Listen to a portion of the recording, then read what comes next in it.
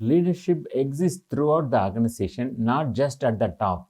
Ambition is focused on the organization's success, not the individual success. Leaders build people and teams, and leaders build improved and sustainable processes. So, you have to have this distributed leadership style. All individuals in the organizations can be leaders, and you need many of them to be good leaders. People can lead a small team or a project, and leadership can be monitoring a new hire. The top leader should teach leadership and establish an expectation of leadership throughout the organization. Great leaders focus on the success of the organization, and anyone who plays their personal agenda, well being, or career ahead of the success of the organization will never be a leader, much less a great leader. Look for that trait in the people around you. Sometimes we have to talk about superintendents who job hop every couple of years. An example of people focus on their career and not the long term leadership of the organization. Leaders know they have to build teams and develop people. Leaders are not afraid for people to know more or outperform them in many areas. Leaders know that processes produce sustainable results, and leaders are focusing on improved and managing processes maybe more than people. So process gets results and not people. People build and run processes, but no individual can achieve great results in the process they are working in is flawed. And leaders know that technical aspects or the technology is critical. Why? Because software systems and managing a process is independent of people.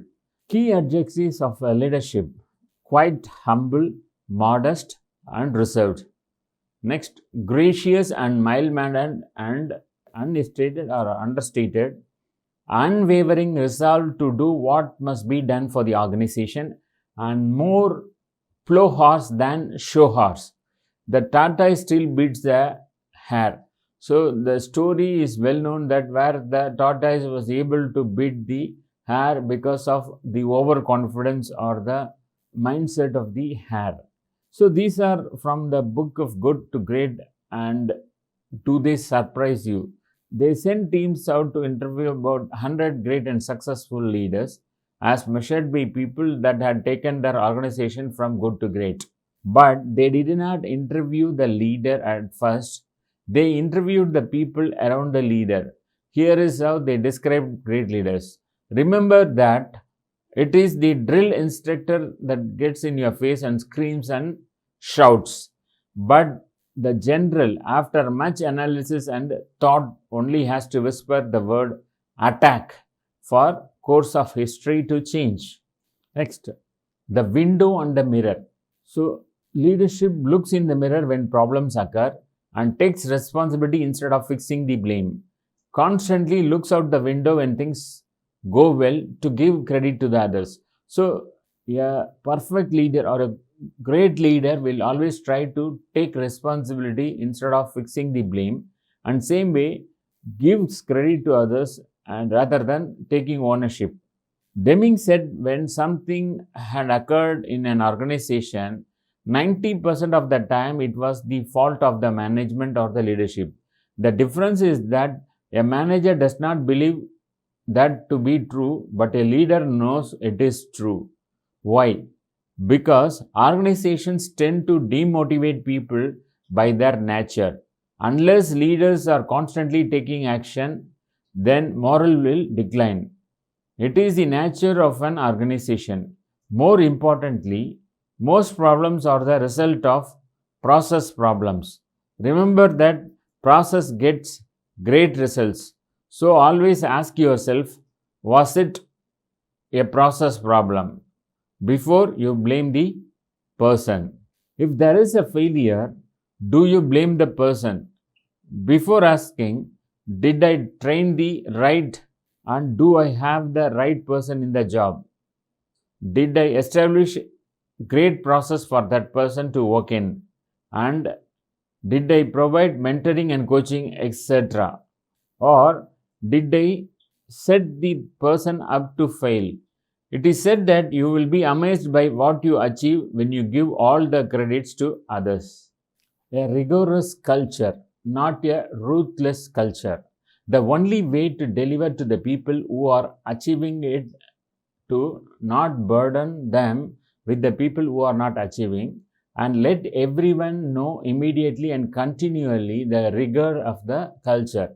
Failure to do so is ruthless. So let us get into this. It gives a chance to talk about the legendary service. So, the example of the phones being answered between 8 a.m. and 6 p.m. by the third ring. So, that means the organization has to be at work on time, etc. It takes rigor to provide legendary service.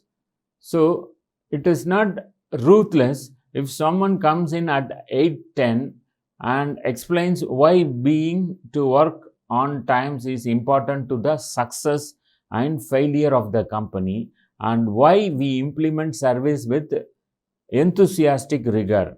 So, giving people rules and regulations or rules and expectations without explaining why those rules are important to the success of the organization is ruthless. Remember, there cannot be fear in the organization. Fear is when a ruthless manager does not establish clear expectations but then holds people responsible.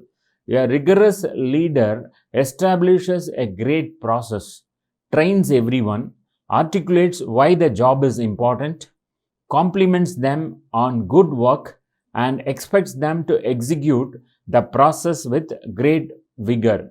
Since everyone knows what is expected, there is no fear, people can evaluate themselves. On your a guide to being rigorous, put your best people on your biggest opportunity, not your biggest problems. Managers and leaders argue and debate, sometimes violently, then unify fully behind a decision regardless of one's personal view. Next, confront brutal facts but never lose faith. Sometimes a brilliant idea will be murdered by a gang of brutal facts, and if decision analysis is infused with the facts, the correct decision often becomes obvious, and people must have no fear of telling you that you are wrong. So they should have the courage to say that the leader is wrong if a wrong plan is being assigned or some mistakes are there in the instruction or order that is being executed. So this is another no fear slide. It is the people working in the process that know what works and what doesn't work. It is the worker that knows if the leader's idea will work or fail. You want people working in the process to come to you with facts and analysis about decisions. Never let them come to you with opinions and complaints, but always respect them when they come to you with the facts, analysis, and recommendations. Remember, when in command, what that means is that leaders always make the decisions. Leadership is not total democracy. Encourage people to give you facts, analysis, and input for your decision making, but never communicate, that is unintentionally, that they are making the decision. Leaders are open to all input. They openly change their decision when they realize they made a bad one, but leaders are always in charge. A climate where the truth is always heard. Teach people how to think, not what to think. Employees must have no fear when facts conflict with a decision. Fear creeps into all organization. You must constantly purge fear. So, fear is an organization's worst enemy. It is a leader's responsibility to purge fear, and fear always builds up in an organization. That is the result of human nature and organizations. So, unless the leaders are purging fear, it will build up.